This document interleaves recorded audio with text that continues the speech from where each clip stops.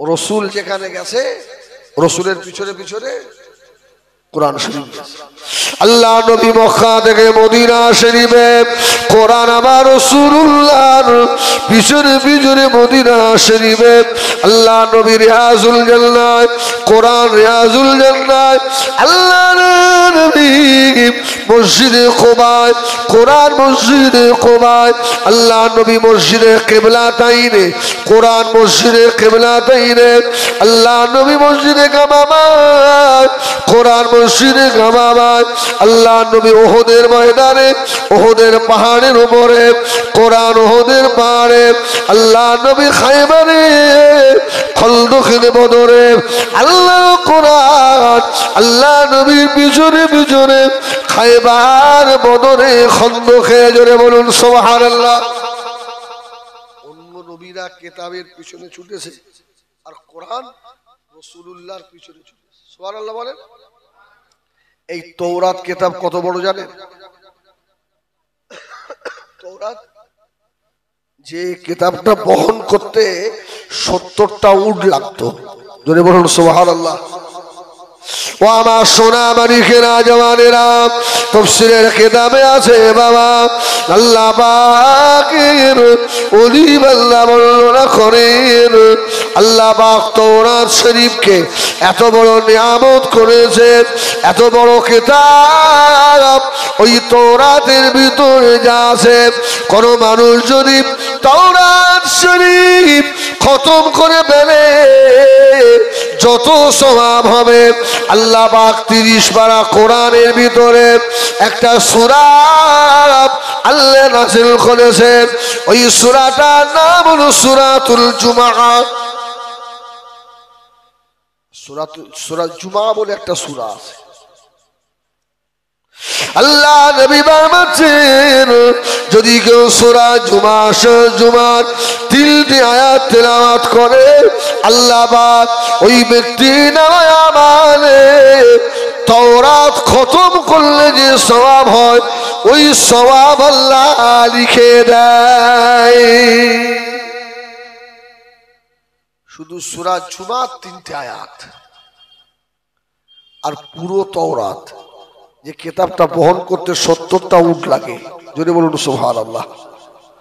আমার ভাইজানেরা সোনা মানিকেরা আল্লাহ পাকের কোরআনের ব্যাখ্যা করে শেষ হবে না। নবী আমার দিন ও দুনিয়ার বাদশাহ আল্লাহ নবী বলেছিলেন ও আমার স্বামী হযরত আব্দুল্লাহ ইবনে আব্বাস শুনে রাখো আল্লাহ পাক তোমাকে সবথেকে বেশি কোরআনের জ্ঞান দেবে। জোরে বলুন সুবহানাল্লাহ। এজন্য আব্দুল্লাহ ইবনে আব্বাসকে বলা হয় রাইসুল মুফাসসিরিন। জোরে বলুন সুবহানাল্লাহ। রাসূলের দোয়া। আব্দুল্লাহ ইবনে আব্বাস বাড়ির সম্মুখে একটা মাহফিল কায়েম করেছে। মাহফিল হচ্ছে তাফসীর মাহফিল। তো আব্দুল্লাহ ইবনে আব্বাস রাদিয়াল্লাহু তাআলা তাফসীর করছেন আর ওই পথ দিয়ে যাচ্ছিলেন হযরত আলী রাদিয়াল্লাহু তাআলা। জোরে বলুন সুবহানাল্লাহ। আচ্ছা আলীর ইলম কম না বেশি? রাসূলুল্লাহ বললেন আনা মাদিনাতুল ইলমি ওয়া আলীউন বাবুহা। আমি হলাম ইলমের শহর আর ওই শহরের দরওয়াজা আমার আলী। জোরে বলুন সুবহানাল্লাহ। তো তাফসীরের মাহফিল দেখে আবার আব্দুল্লাহ ইবনে আব্বাসের তাফসীর আলী রাদিয়াল্লাহু তাআলা এসে চুপ করে মাহফিলের মধ্যে বসে পড়েছে। হযরত আব্দুল্লাহ ইবনে আব্বাস রাদিয়াল্লাহু তাআলা হুজুর আমার তাফসীর করছেন। হযরত আলী একটা চাদর মুড়ি দিয়ে ওই মাহফিলের ভিতরে দাঁড়িয়ে বললেন ও নবী পাকের সাহাবী বাবা আব্দুল্লাহ ইবনে আব্বাস বিসমিল্লাহ শরীফের তাফসীরটা করে শোনান। যদি বলুন সুবহানাল্লাহ। যেই বলেছে আলী আব্দুল্লাহ ইবনে আব্বাস বুঝতে পেরে গেছে যে ওটা সাধারণ মানুষ নয়, হযরত আলী এসেছে। জোরে বলুন সুবহানাল্লাহ। উনি আস্তে আস্তে আস্তে আস্তে মিম্বার থেকে নেমে পড়েছে। আচ্ছা আলীর দরজা অন্য সাহাবীদের থেকে অনেক বেশি না কম? পৃথিবীতে আল্লাহ 1,24,000 মতান্তরে 2,24,999 জন নবী রাসূলকে আল্লাহ পাঠিয়েছিলেন। কোন নবীর স্ত্রীকে আল্লাহ সাইয়্যিদাতুন নিসায়ে আহলিল জান্নাহ আল্লাহ বানায় না, হযরত আলীর বিবিকে বানিয়েছেন।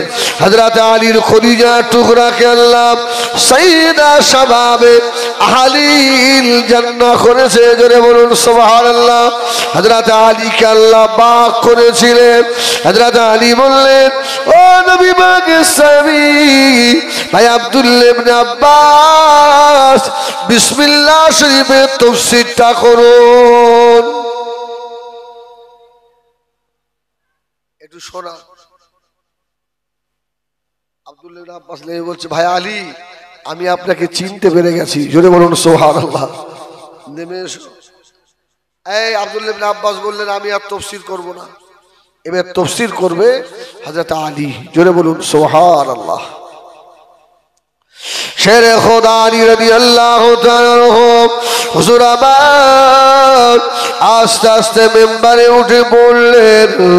মেম্বারে উঠে আলী বলেছিলেন, ও নবী পাকের সাহাবীরা, হযরত আব্দুল্লাহ ইবনে আব্বাস তো নেমে গেল, তবে শুনে রেখে দাও, আল্লাহ পাকের কোরআন কারীমকে আল্লাহ এত বড় নিয়ামত করেছে বাবা।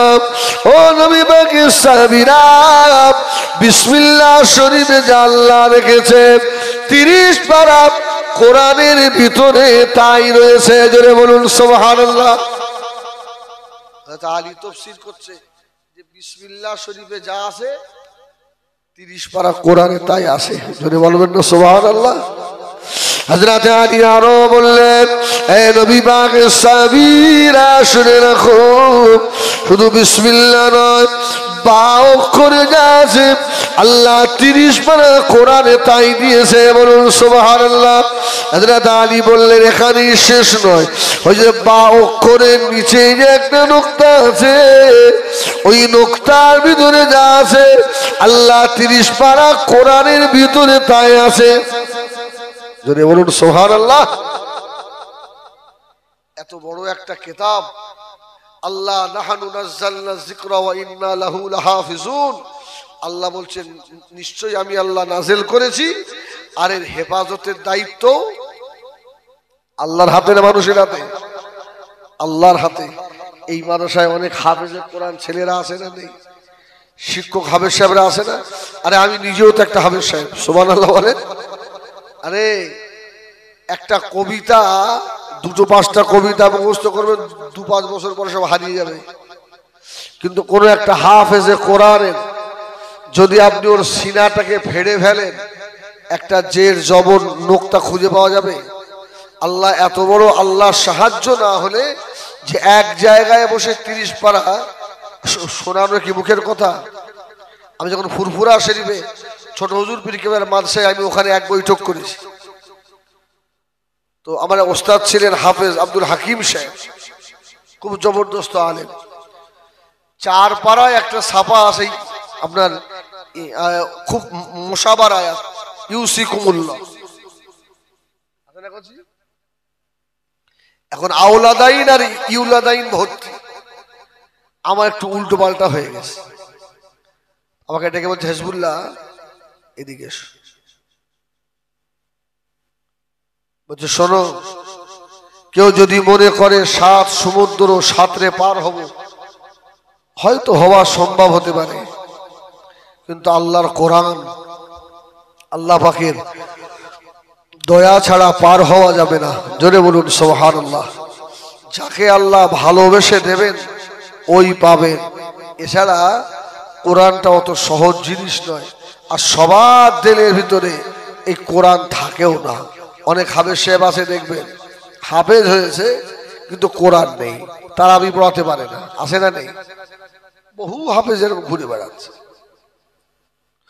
আমার ভাইজানেরা, সোনা বাড়িরা, আল্লাহ পাকের কোরআন শরীফ এত বড় নিয়ামতি কালাম, আল্লাহ নবীর উপরে আল্লাহ পাক নাযিল করেছিলেন পৃথিবীর সমস্ত নবী আলাইহিমুস সালামদের আল্লাহ যত মুজিজা দিয়েছিলেন আমার আপনার নবী নূহ নবীর জীবনে অগণিত মুজিজা ছিল ও আমার মেয়েরা সব থেকে শ্রেষ্ঠ মুজিজা হলো আল্লাহ পাকের কোরআন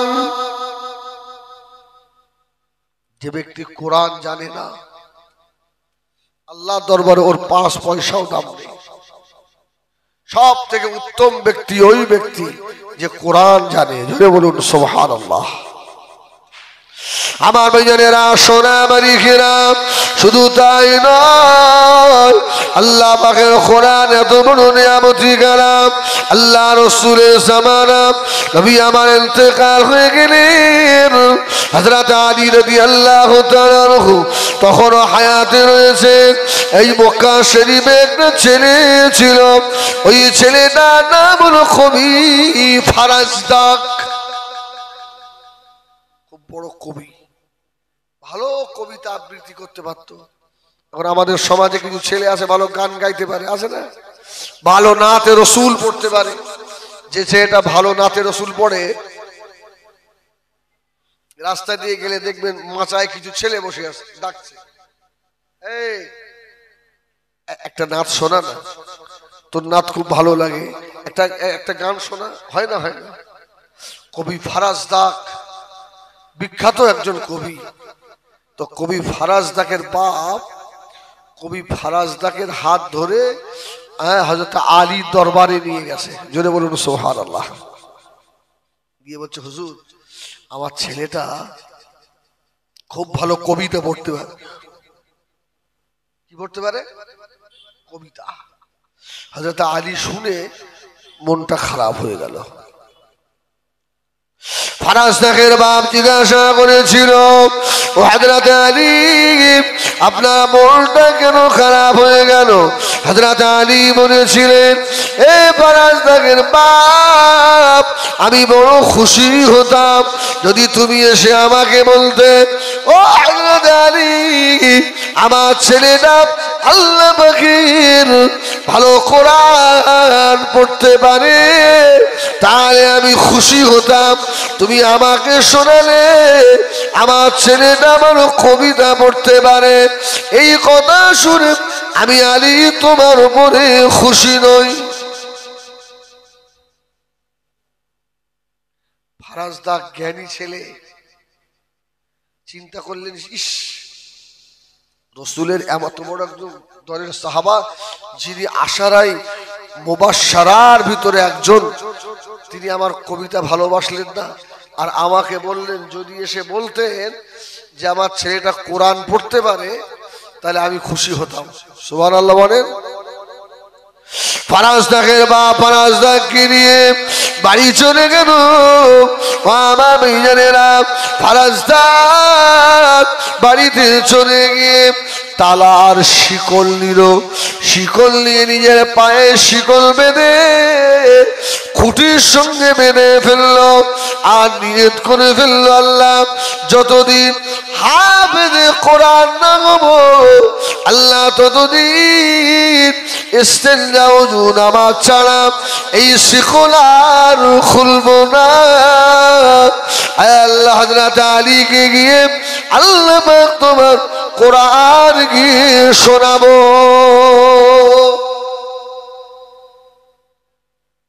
ছেলেটা বাড়ি চলে এসে ফারাজদাক পায়ে শিকল দিয়ে বেঁধে ফেলে বেঁধে শুধু কোরআন শরীফ হিফজ করছে পড়ছে এলাকার মানুষেরা সব খুঁজছে ফারাজদাককে দেখা ফারাজদাক কোথায় একদল ছেলে ফারাজদাকের বাড়ি গিয়ে হাজির ফারাজদাক তুমি থাকো কোথায় তোমাকে খুঁজে পাই না আমরা কতদিন আমরা কবিতা শুনিনি গিয়ে দেখছে ফারাজদাকের পায়ে শিকল দিয়ে বাঁধা রয়েছে সুবহানাল্লাহ বল কি ব্যাপার ফারাজদাক ওই সময় বলেছিলেন হে আল্লাহর নবীর দেশের মানুষেরা আমার আব্বা আমাকে আলীর দরবারে নিয়ে গিয়েছিল। হযরত আলী বলেছিলেন তোমার ছেলে কবিতা ভালো পড়তে পারে, এটা না বলে যদি বলতে ছেলে আমার ভালো কোরআন পড়তে পারে আমি বড় খুশি হয়ে যেতাম। ও আমার দেশের মানুষেরা, আমি ফারাজদার নিয়ত করে ফেলেছি আল্লাহ পাকের কোরআনের হাফেজ যতদিন না হব এই পায়ের শিকল আর খুলব না। জোরে বলেন সুবহানাল্লাহ। বাচ্চা ছেলে হাফেজে কোরআন হয়ে হযরত আলীর দরবারে গিয়ে হাজির। জোরে বলুন সুবহানাল্লাহ।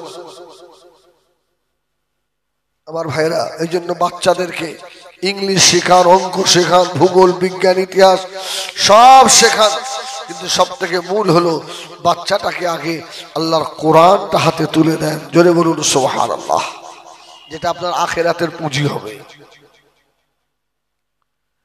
আমরা ছেলেদের আপনার ভবিষ্যৎ করে দিই না, এই আসে না নেই, হাই আল্লাহ তোকে এত অগাধ টাকা দিয়েছে হজে যাবি নি, বলে হজে যাব, এখনো দুটো ছেলের ভবিষ্যৎ করে দিতে পারিনি, তার মানে বেকার ঘুরে ঘুরে খায়, ওদের ভবিষ্যৎ করে দিতে হবে। ভবিষ্যৎ, আচ্ছা আমাদের ভবিষ্যৎ দুনিয়া না আখিরাত? এটা অন্তরের কথা না মুখের কথা? অন্তরের কথা। আরে আমাদের ভবিষ্যৎ দুনিয়া নয়, আমাদের ভবিষ্যৎ আখিরাত। যে বাপ তার সন্তানকে কোরআন তুলে দিতে পেরেছে, যে বাপ তার সন্তানকে নামাজ শেখাতে পেরেছে, ওই বাপটাই তার সন্তানকে অরিজিনাল আখিরাতের শিক্ষা দিয়েছে। জোরে বলুন সুবহানাল্লাহ। অরিজিনাল ভবিষ্যৎ বাচ্চাকে দিয়েছে। আমি তো মাঝখানে 2 দিন আগে 3 দিন আগে আপনাদের পাশেই ছিলাম জলসায়, আমি ওখানেও বলছিলাম যে আমাদের ভবিষ্যৎ দুনিয়া নয়, আমাদের ভবিষ্যৎ আখিরাত। আমি হিজবুল্লাহ, আমার বাপ আমাকে 5 লক্ষ টাকা হ্যান্ড ক্যাশ দিয়ে যেতে পারিনি, তবে অন্তত এই কোরআনটুকু শিক্ষা দিয়ে গেছে বলে নামাজের কিভাবে দাঁড়াতে হয়, তাশাহুদ, দোয়ায়ে কুনুত, অন্তত এইগুলো তো শিখতে পেরেছি। আর বাপ আমাকে ভবিষ্যৎ শিক্ষা দিয়েছে। আমার ভাইয়েরা, সোনা বাড়ি কিরাম, আল্লাহ পাকের কোরআন শিখুন। আল্লামা হযরত ইবনে সাউসি রাহমাতুল্লাহ আলাইহি হুজুর আমার কিতাবে লিখেছেন, শুনে রেখে দাও এ ছেলের বাবেরা, ছেলেকে হাফেজ কোরআন করো, দুনিয়ায় কষ্ট হবে, ও বাবারা আখিরাত সুখের হবে বাবারে। আল্লামা জালালউদ্দিন সুয়ুতী বলেন, এ ছেলের বাবেরা রে, তোমাদের ছেলেদেরকে আল্লাহ হাফেজ কোরআন বানাও, আলেমে হাক্কানি বানাও। তুমি যদি দুনিয়া ছেড়ে চলে যাবে, শেষ সময় তোমার বেটা যদি তোমার জানাজার ইমাম হয়ে যায়, আমি জালালউদ্দিন সুয়ুতী বললাম ওই ছেলেটা বাপের জানাজা পড়িয়ে ডান দিকে সালাম ঘোরাবে, আর বাম দিকে ঘোরানোর আগে আল্লাহ পাকের জীবনে যত গুনাহ ওই আলেম হাফেজের বাপের জীবনের সব গুনাহকে আল্লাহ মাফ করে দেবে। এটা বড় নিয়ামত না নিয়ামত? আমরা ছেলেদেরকে মাস্টার করেছি, ডাক্তার করেছি, ইঞ্জিনিয়ার বানিয়েছি, অবশ্যই বানান। আমরা আলেমেরা আপনাদেরকে নিষেধ করি না, তবে শোনেন, ডাক্তার ইঞ্জিনিয়ার বানিয়ে এমনও ছেলে আছে বাপের জানাজা নামাজে তার পকেটে টুপিটাও থাকে না। ঠিক বললাম না ভুল বললাম বলে? হ্যাঁ, বাপ মারা গেছে, বাপের খাটিয়ে ধরবি, পকেট থেকে সে নাক মোছা রুমাল বার করে মাথায় দিয়ে আল্লাহ আকবার। এর মতো হতভাগা বাবার আছে? আরে যে ছেলের জন্য মাথার ঘাম যে সন্তানের জন্য পায়ে ফেললেন, আপনার বুকে জীবনের শেষ 3 মুঠো মাটি দেবে, আপনার বেটা মাটি দেওয়ার দোয়াটাও জানে না। বললাম না ভুল বললাম? এখনো ইমাম সাহেবকে বলতে হয় না? বলো মিনহা খালাকনাকুম ওয়া ফিহা নুঈদুকুম ওয়া মিনহা নুখরিজুকুম তারাতান উখরা, বলতে হয় না? হয় না? ইমাম সাহেব যদি একটু রেস্ট নিয়েছে, ইমাম সাহেব সাংঘাতিক জ্বালায় পড়ি। শেষ মাটি তোমার কবরে দেবে, তোমার বেটা সেই দোয়াটাও তোমার সন্তানকে শিখিয়ে যাওনি। আমার আব্বাই আমার আব্বা, গতবারে আমি উমরায় ছিলাম, এবছরেও ছিলাম। আমার আব্বা ছিলেন ক্যান্সার পেশেন্ট, ক্যান্সার একেবারে মৃত্যু সজ্জায়, কিন্তু আমার উমরায় যাবার ডেট হয়ে গেছে। আমি আব্বাকে বললাম, আব্বা আমি যাবো। হ্যাঁ, আস্তে আস্তে বললো, কোচি আমার জীবনের তো বড় শখ, তুমি যখন নবী পাকের দরবারে যাবার নিয়ত করেছো, আমি তোমাকে আটকাতে পারবো না, যাও। আমি আল্লাহর দরবারে এতটুকু বলি, আল্লাহ আমার বেটা ফিরে আসা পর্যন্ত আমার হায়াত দাও। সুবহানাল্লাহ বলে। আল্লাহ শুকর, উমরা করে আসার 5-6 দিন পরে আব্বা ইন্তেকাল হলো। উমরা থেকে ফিরেছি, আমাকে বলছে, কোচি আমার আশা আমি তোমার কোলের ওপরে মরবো। যদি বলবেন না সুবহানাল্লাহ, আপনার আশা থাকে না? এইভাবে বসে আছে, আব্বার মাথাটা আমার আরো দুটো ভাই হাফেজ, তারা দুই দিকে দুজন কোরআন শরীফ শোনাচ্ছে, আমি আব্বার মাথাটা ধরে আল্লাহর কোরআন শোনাচ্ছি। এই ভাগ্যবান বাপ নয়? হ্যাঁ, সেই কোলের ওপরেই চলে গেল। আমার সোনা মানিকেরা, জওয়ানেরা, ছেলেকে আল্লাহওয়ালা বানান, এই মাদ্রাসার দিকে খেয়াল দেন, আল্লাহ কোরআনের খাদেম হয়ে যান।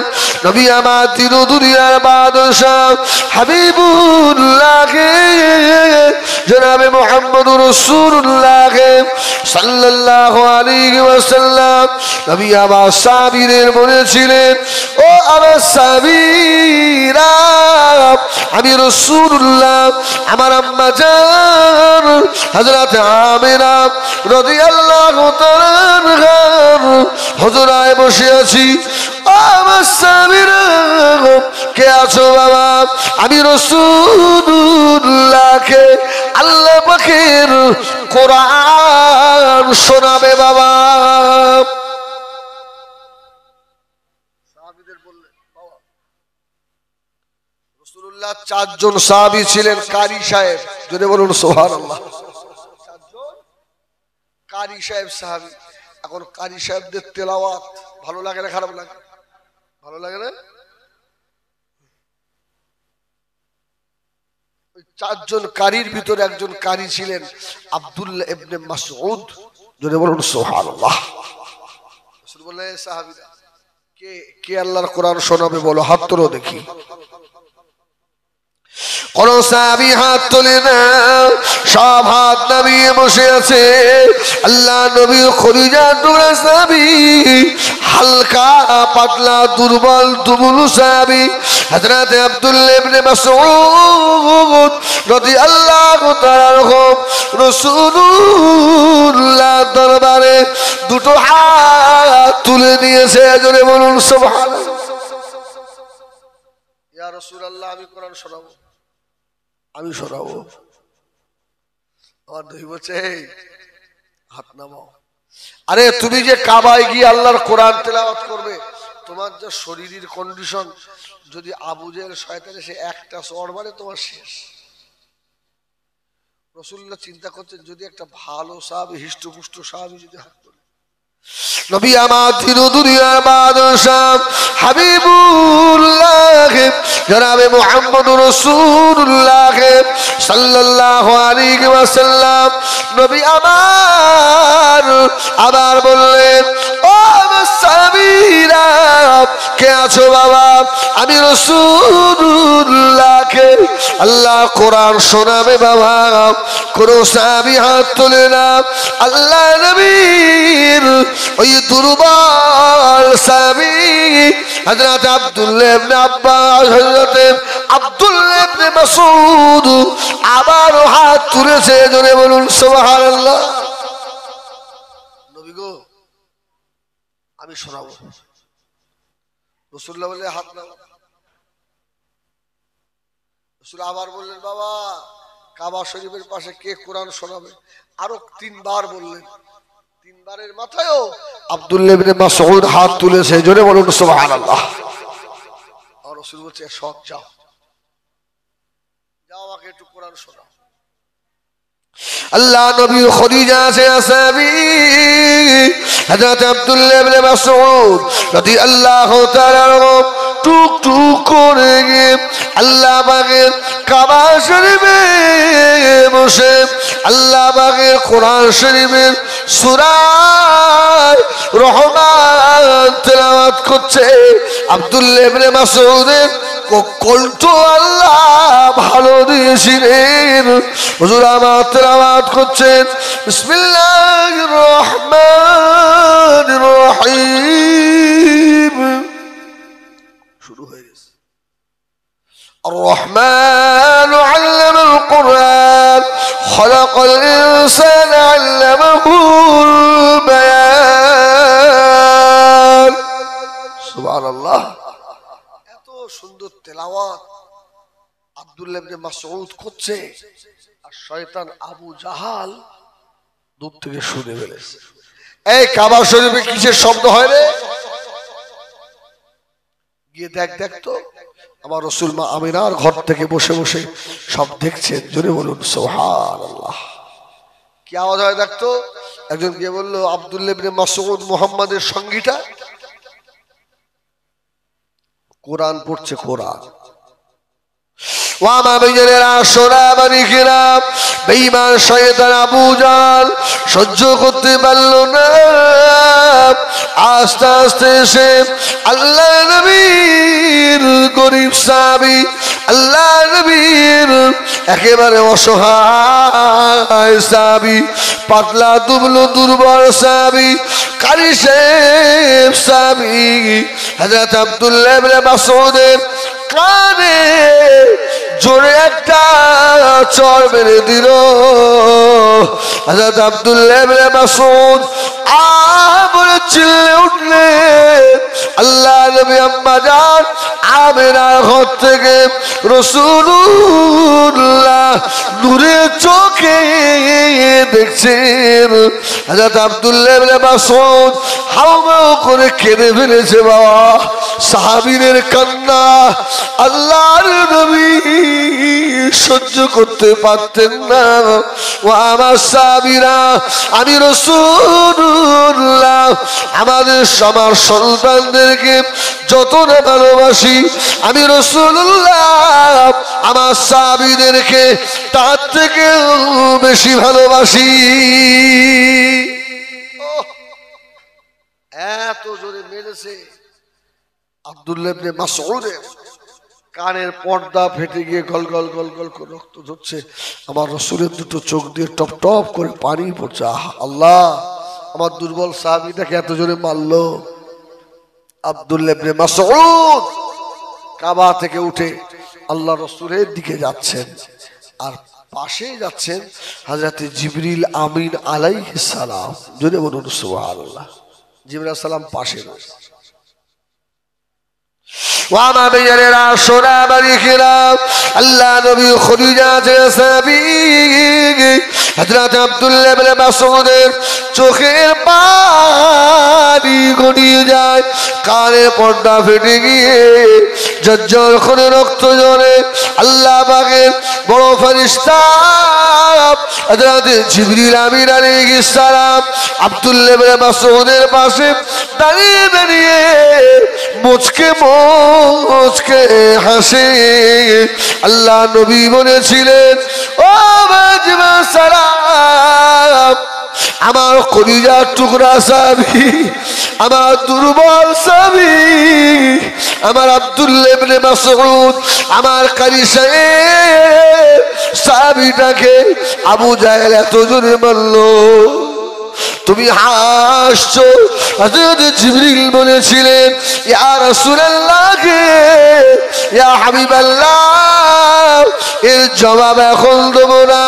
আমি জিবরাইল, আমি যে কেন হাসি, এই হাসার ভিতরে যথেষ্ট কারণ রয়েছে। জোরে বলো।